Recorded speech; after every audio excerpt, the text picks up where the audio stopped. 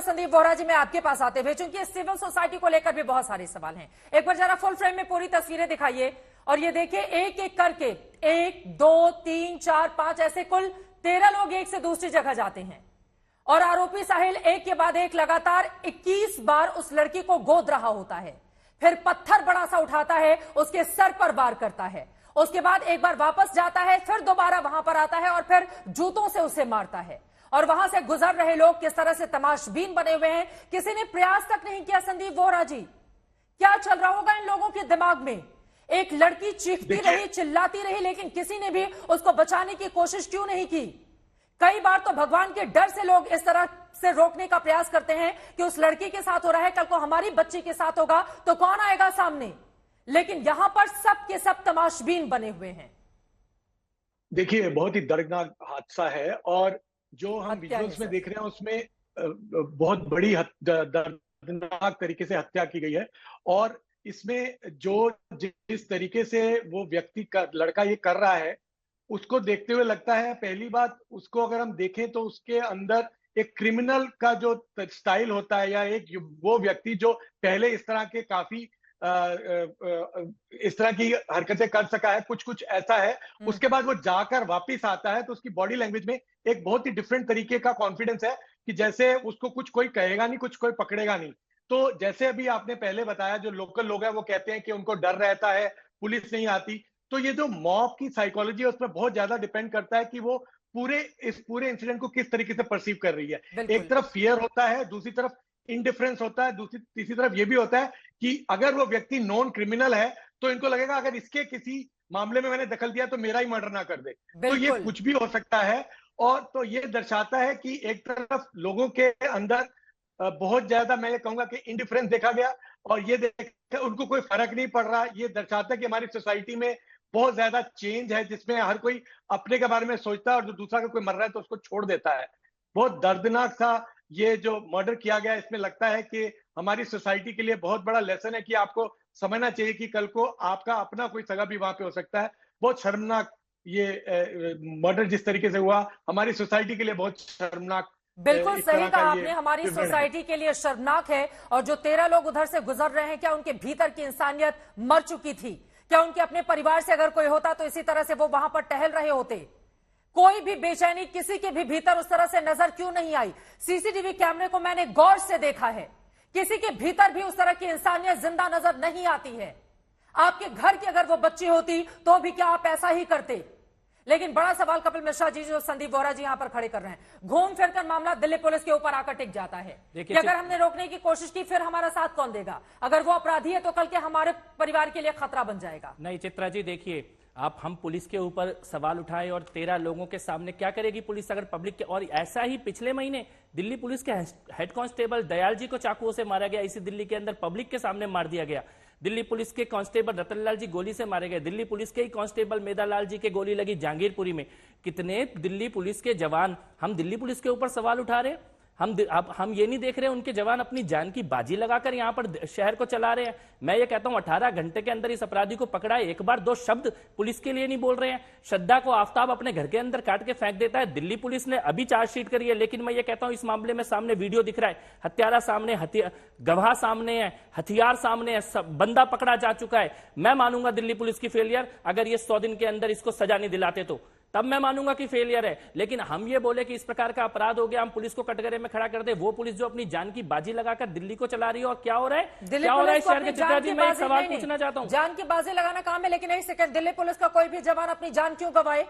Delhi police का इकबाल रहना चाहिए ना कि दिल्ली पुलिस के किसी भी व्यक्ति या किसी भी इस तरह के अधिकारी के ऊपर हथियार उठाने से लोग बचे। कैसे रहेगा इकबाल? चित्रा जी, कैसे रहेगा? नहीं, कैसे रहेगा इकबाल? दिल्ली की मैं पूछना चाहता हूं चित्रा जी, नहीं, यूपी में अपराधियों को लेकर किस तरह की लगाम कसी गई है? मेरी एक बात सुननी पड़ेगी आपको। मेरी लाल किले पे चढ़ जाते हैं पुलिस वालों को मारते हुए, पुलिस वाले को हाथ पीछे बांधने पड़ते हैं, जंतर मंतर में घेर देते हैं पुलिस वाले को मारते हुए, दिल्ली के बॉर्डर बंद कर देते हैं। आप दिल्ली की पुलिस के ऊपर सवाल उठाने से पहले उन अपराधियों से सवाल उठाओ जो रोज जंतर मंतर को, टीकरी बॉर्डर को, ये लाल किले को बंद करके दिल्ली के अंदर आधी पुलिस को तो इनके पीछे भागना पड़ता है जो दिल्ली में रोज तमाशा करते हैं नकली आंदोलनों का, दिल्ली के बॉर्डर बंद करके बैठे हुए होते हैं। आधी दिल्ली पुलिस कहां पे खड़ी है? ये सवाल उन लोग जो आज दिल्ली पुलिस के ऊपर सवाल उठा रहे हैं। मैं उनसे पूछना चाहता हूं, दिल्ली पुलिस को बदनाम करने का काम, उसका सिर झुकाने का काम कर रहे हो और अपराधियों को बढ़ाने का काम कर रहे हो। बोलो ना इस साहिल के खिलाफ, बोलो आफ्ताब के खिलाफ बोलो, अगर तुम्हारी हिम्मत है तो। फिर बोलने से क्या होगा? बोल दिया मैंने, ठीक है। साहिल ने साक्षी का नहीं, एक सेकंड, बोल दिया, सबने बोल दिया कि इसने, साहिल ने साक्षी का मर्डर किया, ठीक है। आप कह रहे हैं लव जिहाद है, चलो इसको भी मान लिया। इसके आगे क्या? तो इसके कैसे आगे सजा जांच मिलेगी? होगी ना? कैसे जांच कब तक चलेगी? चित्रा जी, आपने इकबाल मान लिया, कब बुलंद क्या होगा? ये लोग मैं तो मान रहे हैं? एक साल आपके पहले पैनल से, आफ्ताब अपने वाले पैनल मामले से का पूछ एग्जांपल लीजिए। दे रही हूँ। नहीं बचा सकते हैं आप। अपने पैनल दिल्ली से पुलिस पूछ का लीजिए। एक इकबाल होना चाहिए, बिल्कुल होना ना चाहिए। यूनिफॉर्म पहले किसी सिपाही या फिर किसी भी पुलिस वाले के ऊपर किसी का हाथ उठे, और ना ही इस तरह से कोई लड़की मारी उसके जाए। पीछे नेता खड़े दिल्ली हैं, पुलिस का अखबार होना चाहिए। हाथ उठाने वालों के पीछे नेता खड़े हैं कि नहीं खड़े हैं? तो नेता खड़े लाल हैं किले पे जो लोग तो चढ़े बताइए उनके ना पीछे कौन से नेता नेता खड़े खड़े हैं कि हैं? नहीं खड़े हैं? तो करिए ना कार्रवाई, जंतर करिए मंतर ना पे जो चढ़े कार्रवाई। थे उनके पीछे नेता इस नेता देश खड़े से हैं कि नहीं समाज से खड़े हैं? ऊपर थोड़ी ना हो सकता है। नहीं, चित्रा जी, नेता को मैं- तो समाज ही चुनता है ना, मैं फिर ये नेता बात- बड़ा थोड़ी ना हो सकता है इस देश से। मैं फिर ये कहना चाहता हूं कि अगर हमने गंभीरता से नहीं लिया, ये आरोप प्रत्यारोप लगाते रहे, तो साक्षी, श्रद्धा, ऐसी ना जाने कितनी बिटिया जाएंगी।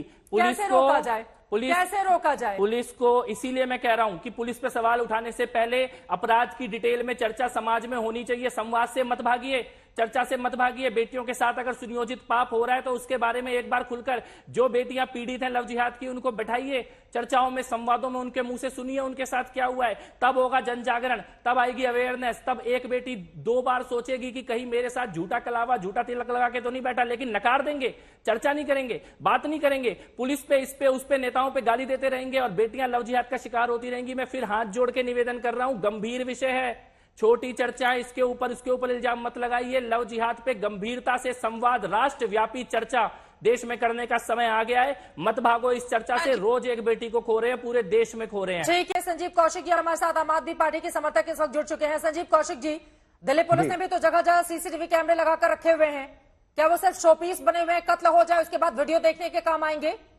या सीसीटीवी की निगरानी के लिए भी लोगों को लगाकर रखा गया है, या सिर्फ ये खाना पूर्ति है? टोपी ट्रांसफर का काम बेटियों के मामले में नहीं हो सकता सर। चित्रा त्रिपाठी बोल रही हूँ स्टूडियो से, बताइए। अच्छा, देखिए चित्रा जी, मेन बात यह है कि दिल्ली के लॉ एंड ऑर्डर की बात की जाए तो वो जिसके अधीन आता है वो बिल्कुल निरंकुश बन के बैठा हुआ है, वो दूसरी राजनीति में व्यस्त है। सवाल यह है कि दिल्ली पुलिस, जिसे सबसे बेहतर पुलिस मानी जाती थी, आज इस तरह की क्यों हो गई है? दिल्ली पुलिस क्यों अक्षम हो गई है? और यहाँ पर बैठे हुए लोग, मैं सुन रहा हूँ कि लगातार हिंदू मुसलमान करने का प्रयास कर रहे हैं, क्योंकि उनको उसमें रोटी अपनी दिखाई देती है राजनीति की। तो इन सब चीजों से अलग जिसकी जिम्मेवारी है, सबसे पहले उसे दुरुस्त करने की जरूरत है। यदि इस तरह की वारदात हुई है तो निश्चित तौर पर समाज के लिए आप लोगों की क्या जिम्मेदारी है? आप लोगों की भी कोई जिम्मेदारी है या फिर नहीं है? सीसीटीवी कैमरे में इतने पैसे खर्च किए गए, क्या सिर्फ इसलिए कि अपराध हो जाए, उसके बाद वीडियो सामने आए तो वीडियो हम ट्विटर पर शेयर करें और उसके बाद निशाना साधें किसी पर? क्या इस वजह से कैमरे लगाए गए हैं? अपराध होते हैं, उसको होने दिया जाता है। जो लोग कैमरे की मॉनिटरिंग कर रहे होते हैं वो कहां होते हैं? चित्रा जी, इसी जिम्मेवारी को निभाने के लिए दिल्ली सरकार गई थी कोर्ट में, और कोर्ट ने लंबे समय तक एक रात पैदा चलते रहने के बाद में एक फैसला दिया, और उस फैसले का नतीजा क्या हुआ देख रही हैं आप। लगातार केंद्र की सरकार और केंद्र सरकार के बैठे हुए नुमाइंदे जो दिल्ली सरकार को काम नहीं करने दे रहे हैं, वो कोई भी पॉजिटिव काम नहीं करने देना चाह रहे हैं। आपकी पॉजिटिव और नेगेटिव काम का बखान करने के लिए नहीं बुलाए सर। अभी सिर्फ ये दिल्ली में बेटियों के मुद्दे में भी क्या आम आदमी पार्टी, कांग्रेस और बीजेपी के स्वर एक नहीं हो सकते हैं? अरे आप ही लोगों के हाथ में है, जनता चुनती है आपको। किसके हाथ में है? मतलब किसके हाथ में है? क्या मतलब? आपके हाथ में है, बीजेपी के हाथ में है? क्या नेताओं के स्वर एक जैसे नहीं हो सकते हैं? प्रशासन दे दीजिए, प्रशासन दिल्ली सरकार के हाथ में, फिर देखिए कैसे दुरुस्त कर देती है दिल्ली सरकार। दिल्ली सरकार के हाथ में अधिकार भी नहीं देंगे, दिल्ली सरकार जिम्मेवारी उनके ऊपर सौंपेंगे, फिर केंद्र सरकार क्या कर रही है? ये लॉ एंड ऑर्डर की बात केंद्र सरकार के जब अधीन है तो फिर दिल्ली सरकार से क्यों सवाल किया जा रहा है? बार बार मैं यही कहता हूं कि इसी चीज के लिए दिल्ली सरकार लड़ती रही कि हमें अपना अधिकार दे दिए। ये चुनी हुई एक सरकार यहाँ पे है तो काम करने का अधिकार दीजिए। यहाँ पे बैठ करके ये लोग जो लव जिहाद की बात कर रहे हैं, मर्डर को मर्डर मानिए, क्राइम को क्राइम मानिए और सख्त से सख्त सजा दिलाने की बात कीजिए, लेकिन लगातार इसको जिस तरह से एक दिशा देने का प्रयास किया जा रहा है वो शर्मनाक है। यहाँ पर बैठे हुए जो लोग इस तरह की बातें कर रहे हैं वो बेहद शर्मिंदा, और समाज को बांटने का इनका पूरा तरीका है। कपिल मिश्रा जी, मैं फिर यही कह रहा हूं, मैं फिर से यही कहना चाहता हूं, अगर लॉ एंड ऑर्डर आपके पुलिस आपके अंडर में आने से ठीक हो जाता ना तो पंजाब बिल्कुल ठीक चल रहा होता। ये बातें यहाँ आज करने का दिन नहीं है। अभी बेटी का चितादान हुआ है। मैंने आपकी बात नहीं काटी, आप जरा ध्यान से मेरी बात सुनिएगा। मैंने आपकी बात नहीं काटी संजीव जी, ध्यान से मेरी बात सुनिएगा। ये बातें किसी और दिन कर लेंगे, जहां पुलिस आपके अंडर में है वहां पे क्या हो रहा है, क्या तमाशा हो रहा है, पूरा देश देख रहा है। ये बातें किसी और दिन कर लेंगे। अभी बिटिया की चिता ठंडी नहीं हुई है, बिटिया की चिता ठंडी नहीं हुई है और आपने नकार दिया। संजीव जी, आपने नकार दिया कि लव जिहाद हुआ ही नहीं है, इसके बारे में बात ही नहीं होनी चाहिए।